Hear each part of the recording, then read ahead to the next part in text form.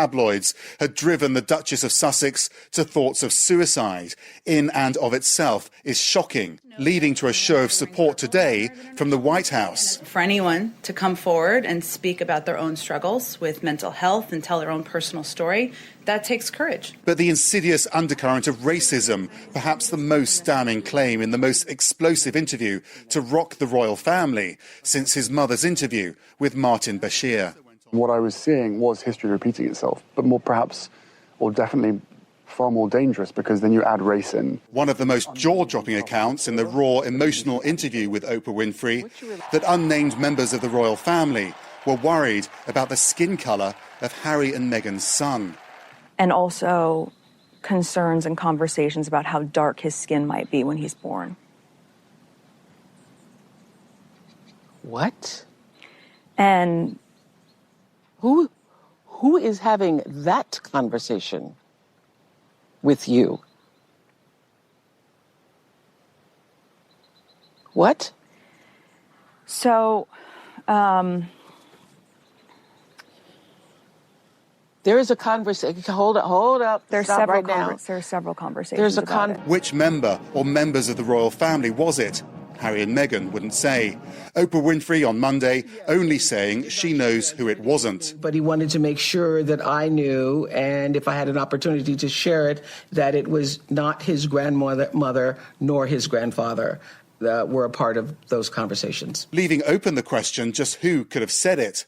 Another shock, their son wouldn't be given a title or the security protections normally afforded to members of the royal family, with no reason given for why. The idea of our son not being safe, and also the idea of the first member of color in this family not being titled in the same way that other grandchildren would be. Racism clearly emerging from the interview as one of the key factors driving Harry and Meghan from the royal family. The couple saying had they only had the family's support, they would have gladly stayed. The very tabloids that Harry and Meghan say drove their mental health to the brink were swift to get the splashy headlines. The Daily Mail UK saying Harry twists the knife. Meanwhile, the broadsheet, the Daily Telegraph, saying Sussexes deliver enough bombshells to sink a flotilla. The interview currently playing out here in the UK. The streets here in Windsor, where the Sussexes have their UK home, empty. It is lockdown, of course. I think, though, Pam, that means that more people will be sitting down to watch this interview, this moment in royal and British history, and perhaps it may sway their opinions here. There is so much to process from this interview. I think people in the U.S. who watched it are still processing all of these bombshells that came from this interview. More than 17 million people watched it in the U.S. as it's airing in the U.K. right now. Still not even a brief statement from the palace. You have covered the royals for years. What do you read into that? It's very hard to tell. I have spoken to some of the people behind the scenes. They're just saying we're not expecting anything quite yet. I suspect the various households in the royal establishment are coming together. They're sitting around a table. They're trying to get together one unified response to this. But a lot of it was so personal. I think emotions are probably running quite high. Are they going to give a no comment? I think that's very unlikely. The other option is that they're allowing Meghan and Harry to have their voice, letting them breathe here. I don't know if that's true. A statement is expected. I think that's widely the view of the British media here. They're under pressure to come out with a statement. And then it becomes, what do they say? Is it a comprehensive rebuff of all of those allegations that came out of the interview? Or is it something that says we're going to look at this and try to learn from it? It's impossible to tell right now, but a lot of pressure on the palace to come up with something in response to this profound interview. So the palace knew this interview was coming, but did they know beforehand what the couple said? No, they knew nothing at all. I can tell you, Pam, that I was having conversations last night with people in the palace, and they were asking me what I knew about what was in it. I think it's pretty clear that it was a very tight group that had access to this. I think even some people in the Sussex office hadn't seen it, so no one knew what to expect. Of course, it was touted as this, a massive blockbuster, a bombshell interview. I think it exceeded anything that anyone expected. Such severe allegations, particularly about duty of care, particularly about accusations of racism, pointed the institution really at the centre of British society. And speaking of racism, I want to play Oprah's reaction this morning on the skin color comments from the couple. Let's listen. When you say you were surprised about the skin tone conversation, were you surprised that that would be true inside the palace, or were you surprised they were telling you about it? I was surprised that they were telling me about it. Mm-hmm. Is that the big shocker here for a lot of people, that this couple is saying the quiet parts of society out loud? Yes, and just the basic revelations, and who on earth was it within the family that was talking to Harry about skin colour? I think everyone is profoundly shocked by that, and everyone wants to know who it was. Oprah adding today, of course, that it wasn't the Queen or Prince Philip, so the group is getting smaller of suspects, I'd say, Pam, and people want to know who it was. All right, Max Foster, thank you for bringing us the latest there from England. And on the issue of mental health, if you or someone you know needs help in the U.S., you can call the National Suicide Prevention Lifeline at 1-800-273-8255. Resources outside the U.S. include the International Association for Suicide Prevention. They're online at iasp.info. You could also find help at befriendersworldwide.org.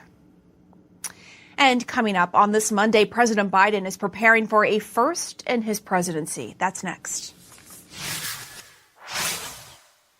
Kamala Harris, the first female vice president of the United States, is speaking now at the White House on International Women's Day before President Biden delivers remarks. Let's listen. And today, women military members are stationed around the world. I say this to remind us, while it has only been 5 years since all combat jobs have opened to women, women have been in the line of fire, risking their lives to protect our nation long before that. Today, we know women make up 16% of our active duty military and 19% of our enlisted officers. We also know that women want to serve and that our military is stronger when they do. Look no further than General Van Ovost and Lieutenant General Richardson for proof.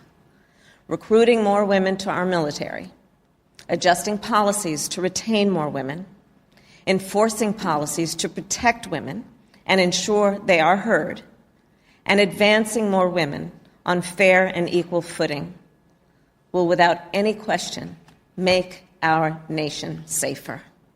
And that's the work ahead. So for now, let me congratulate General Van Ovost and Lieutenant General Richardson.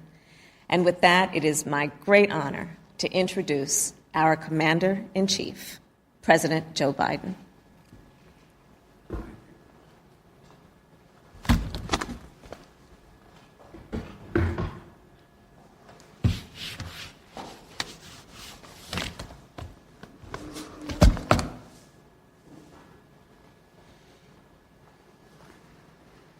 Thank you, Madam Vice President. And thank you, Mr. Secretary. On Friday, I submitted to the Senate for confirmation my first slate of nominations for four-star command positions in our armed forces. Among them, two outstanding and eminently qualified warriors and patriots, General Jacqueline Van Ovost, and United States Air Force, is currently the only female four-star officer serving in our military. I nominated her as Commander of United States Transportation Command, and when confirmed, the Lieutenant General Laura Richardson of the United States Army will be promoted to the rank and join General Van Ovost as the only another four-star general. I nominated her as Commander of the United States Southern Command, and when confirmed, they will become the second and third women in the history of the United States Armed Forces to lead combatant commands.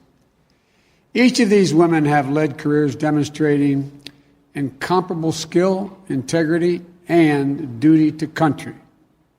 And at every step, they've also helped push open the doors of opportunity to women in our military, blazing the trail a little wider, a little brighter, for all proud women following in their path and looking to their example. And I wanted to shine the light on these accomplishments for those women today because General Van Ovost is reiterated in an interview this last week, and I'm the second person to say this, it's hard to be what you can't see. It's hard to be what you can't see, but you'll soon see. Today is International Women's Day, and we all need to see and to recognize the barrier-breaking accomplishments of these women. We need the young women just beginning their careers in the military service to see it and know that no door will be closed to them. We need women and men throughout the ranks to see and celebrate women's accomplishments and leadership in the services. We need little girls and boys, both, who have grown up dreaming of serving for their country to know this is what generals in the United States Armed Forces look like. This is what vice presidents of the United States look like. So I'd like to spend just a few minutes today making sure that America knows who General Van Ovost is and Lieutenant General Richardson is. They're aviators. Both learned to fly planes before they were old enough to drive a car. General Van Ovost, is a first-generation American, the daughter of Dutch immigrants who owned a flying operation. She loved the freedom of flight, and as a teenager, flew herself to see Sally Ride lift off as the first woman in space. 16 years old, goes down to see Sally Ride. She said she was at several thousand feet watching from a distance. You know, women were banned from flying combat missions when the general joined the force. So she focused on becoming a test pilot. And instead of learning to fly just one plane, she learned to fly everything, including Air Force Two when I was vice president. General Van Ovost currently oversees Air Mobility Command, approximately 107,000 airmen, and 1,100 planes that enable America's air power and humanitarian assistance to go everywhere in the world that need be.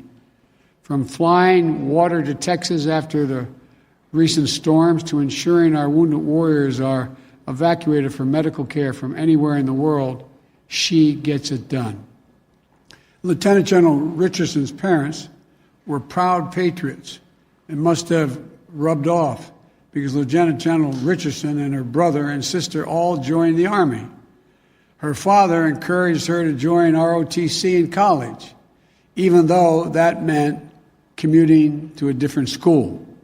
When Lieutenant General Richardson joined the Army Aviation Branch, women were banned from flying attack helicopters. She flew in support of combat missions and conducting lift operations of her UE-1, the so-called UE, and the Blackhawks. Now, as a commanding general of the United States Army North, Lieutenant General Richardson oversees military ground responses here in North America. All over the last year, that's meant getting military medical personnel deployed to help in our response to this pandemic. More than 4,500 military medical personnel deployed in hospitals across 14 states in the Navajo Nation to treat COVID-19 patients. It means more than 2,200 medical personnel are working or soon will be at vaccination sites in 8 states and the United States Virgin Islands. I'm so proud of the incredible work Lieutenant General Richardson and her team have done to support the American people this year. And the American people are as well. They're warriors. They're crisis-tested commanders. The best of all, they're not done yet. Neither of these incredible generals is resting on her laurels or on her stars. They're using their voices and actively working to change policies in the military to make it easier and safer for more women, not just to join the military, but to stay in the military and to thrive.